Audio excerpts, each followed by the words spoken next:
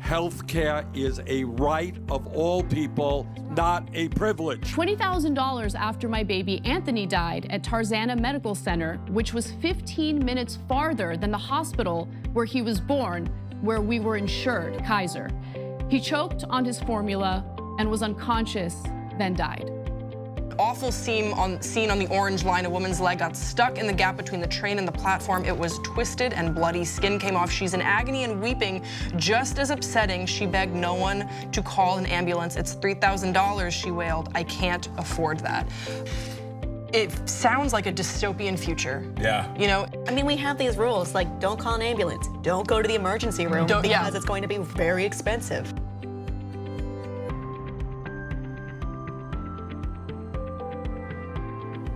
We should not tolerate a system which allows the top 10 drug companies to make $69 billion in profits last year, while at the same time, and this is really unbelievable, 1 out of 5 Americans who get a prescription from their doctor cannot even afford to fill that prescription. How crazy is that? Traveled over to Canada and bought $1,000 and 64 cents worth of insulin. We got 25 vials of insulin in here. And in the United States, it would have cost us over $11,000 for the insulin. Americans are slowly waking up, and I think a large part of that is because of someone like Bernie Sanders, who has pushed this issue out there the past couple of years. And I keep hearing this, like, Canadians are so nice. Canadians are so nice. They can be nice because they have health care. Because they have a government that cares about them.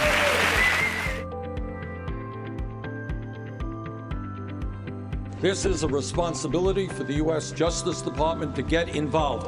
Whenever anybody in this country is killed while in police custody, this should automatically trigger a U.S. Attorney General's investigation. One son died here in Minnesota. Under the circumstances, just because he was a police officer, that makes it okay. Oh, now they got free reign.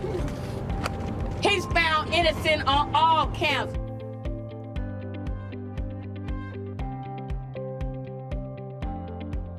With police officers, the vast majority of whom are honest, hardworking people trying to do a difficult job. But let us be clear. If a police officer breaks the law, like any public official, that officer must be held accountable.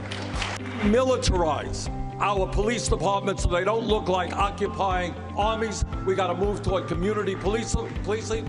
And fourthly, we have got to make our police departments look like the communities they serve in their diversity.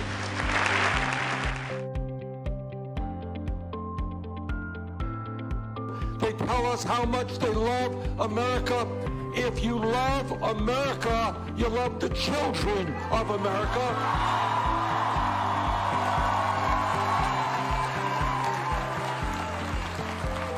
If you love the children of America, you love the people who educate and take care of those children.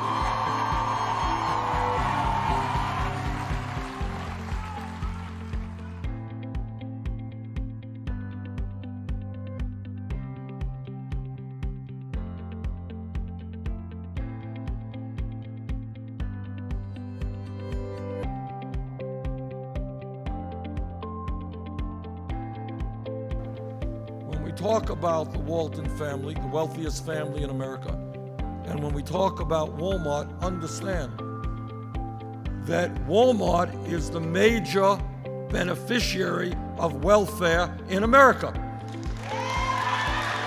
Many of the people who work at Walmart are on Medicaid, which you pay for. They're on food stamps, which you pay for. They're in government-subsidized housing that you pay for because the Walton family refuses to provide the wages and benefits their workers deserve.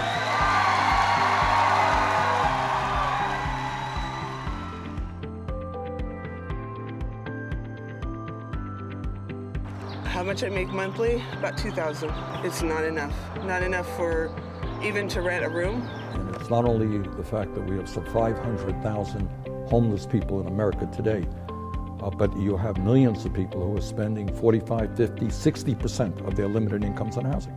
We have a major crisis. And as President of the United States, I will work with communities all over this country and invest the billions of dollars that we need to build the millions of units that this country absolutely requires. We should not be having people sleep out on the street.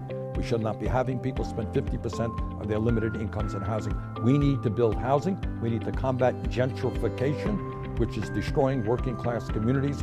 We need to make sure that we have a policy that works for all people, not just real estate developers.